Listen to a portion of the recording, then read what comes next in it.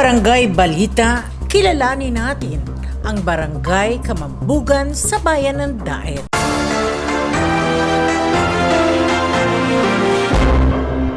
Ang Barangay Kamambugan ay isang Class A na barangay sa bayan ng Daet, lalawigan ng Camarines Norte. Ang barangay na ito ay binubuo ng 7 purok at may higit kumulang na 10,000 populasyon at 2,476 na household at may sukat na 331 hektarya. Ang Barangay Kamambugan ay kilala sa paggawa ng pugon. Ayon kay punong Barangay Antonio Sanchez, ang pagiging may takot sa Diyos at pagiging hospitable ng kanyang mga kabarangay. Sa Barangay Kamambugan umano na kanyang pinamumunuan ay matatagpuan ang mga pampublikong establishmento katulad ng Hall of Justice, Civil Service Commission Office, 3 terminal, 5 daycare school at meron din mga pribadong establishmento kabilang ang 2 hospital at isang local TV channel, MDD CNTV. Yung may pagmamalaki po ng ating Barangay Kamambugan, yung mga establishment ng gobyerno, nandito po Hall of Justice, terminal, hospital, school, 5 daycare, municipal trial court at civil service at yung panghuli yung CNTV. Di tayo pwedeng basta-basta gumawa ng kalukuhan at andito si Ate Mer. Unang-una, lupon member yun, baka mapagalitan ako nun. Kaya kung mabuti yung panunungkulan ko. Ayon pa rin kay punong Barangay Sanchez, sa loob ng 1 taon niyang panunungkulan ay naiayos niya ang peace and order ng kanilang barangay. Yung sa peace and order, talagang sa peace and order, yung halos na mga medyo loko nung panahon, siyempre nagkakasawa, yun ang naging mga BPSO. Kaya walang makapag-wala-wala o makapaggawa ng masama. Yung dating medyo loko nun, nasabi natin medyo tarantado. Siya ngayon yung BPSO. Kaya paano sino pa yung magwawala?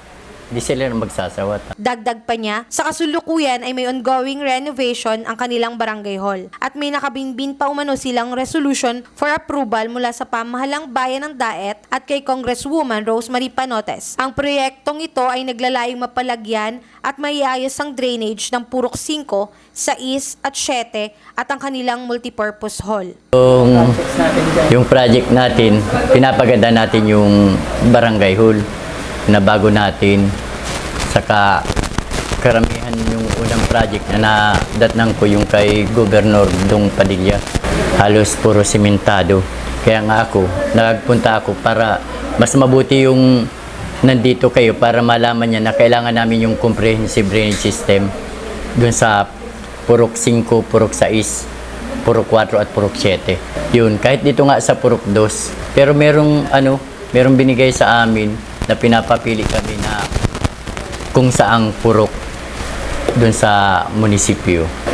Kung aling purok yung pipiliin namin na drainage system. Kaya kay Congresswoman, yung completion sana ng barangay hall, yung annex sa taas. Tsaka siguro yung sabi nung DPWH na multipurpose hall para yung sa evacuation center. Kasi mas maganda sana yung sama-sama lang kasi hindi kami nahihirapan. F. Baldubino, Camarines Norte National High School Annex at Senior High School Building na nagsilbing tuluyan ng mga evacuees noong humagupit ang bagyong Christine at Pipito. Nagpapasalamat kami sa Vineyard School sa pamumuno ni Mr. Pitesa, sa F. Baldubino, sa Camarines Norte Senior High.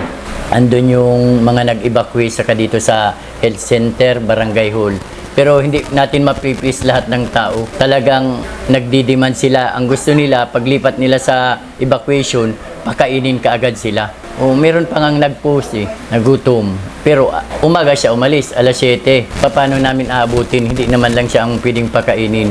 Saka sa lahat po, paalala lang na kung nag-evacuate kayo, huwag niyong iasa lahat sa barangay. Magdala rin kayo pagkain. Kasi prangka po ako Ayaw ko nang porkit nag-evacuate ka, dapat ibigay na sa iyo lahat ng gobyerno. Marami pong nagrereklamo, na-post nga ako, na-shoutout pa ako Pero okay lang, sa tingin ko nga doon medyo kulang sa pansin. Kasi kung alin yung mahihirap, yun pa ang mas mahirap unawain. Kung yung load niya, ibilin na lang niya ng bigas, mas maganda pa sana. Kasi hindi ako natatakot sa batikos. Sabi ko nga, lumaban ako para sa tao na mamarangay. Kasi nga, natiis ko na dati akong sobrang hirap. Ngayon, iba man na yung pamumuhay ko.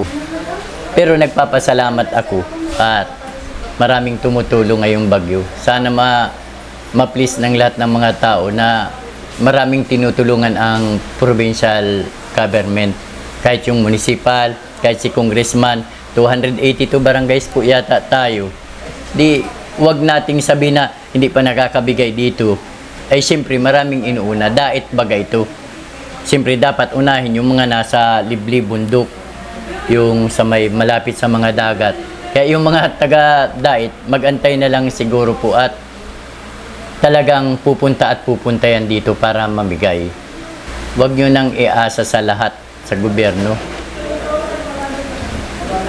Sa mga kabarangay ko, sa barangay Kamambugan, kung ano man po yung ibibigay ng barangay, BLGU Barangay Kamambugan, pagtiisan po natin. Naririnig ko kasi bakit 1 kilot kalahati. Hindi lang naman po mahirap ang binha, kahit po yung mga may kaya, may mga kasambahayan. Kaya di bali pong ganun lang na 1 in 1 half, basta't lahat pong lahat.